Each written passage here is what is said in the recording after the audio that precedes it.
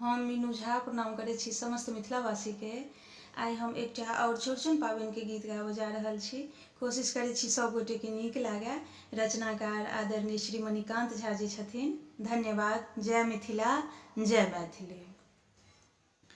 उगियौ उगियौ चौठी चान, भेलै पाबनि के ओरियान। उगियौ उगियौ चौठी चान, भेलै पाबनि के ओरियान। भेलै पाबनि के ओरियान, सबहक आहि पर में ध्यान भरी आंगना में। सबहक आहि पर में ध्यान भरी आंगना में। बनलै पूरी पकवान, सजलै मेवा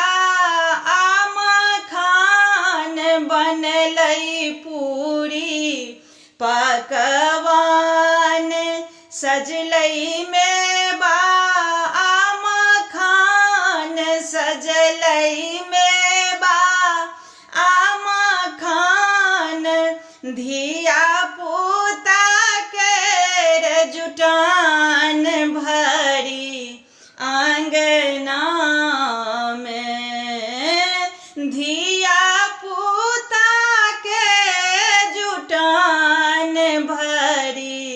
आंगना में। उगियौ उगियौ चौठी चान, भेलै पाबनि के ओरियान। सबहक आहि पर में ध्यान भरी आंगना में। पूजा होयत पूर्ण विधान, रोहिणी संगहि साध्य चान।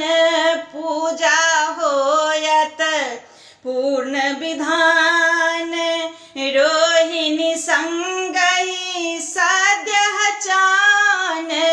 रोहिणी संगहि साध्य चान, डाली गुआ संग पान भरी आंगना में। डाली गुआ संग पान भरी आंगना में।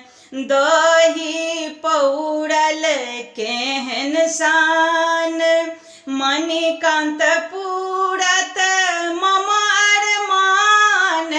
दही पौरल केहन शान, मणिकांत पूरत मम अरमान। मणिकांत पूरत मम अरमान, देखल सबहक मुँह मुस्कान भरी आंगना में। देखल सबहक मुँह मुस्कान भरी आंगना में। उगियौ उगियौ चौठी चान, भेलै पाबनि के ओरियान।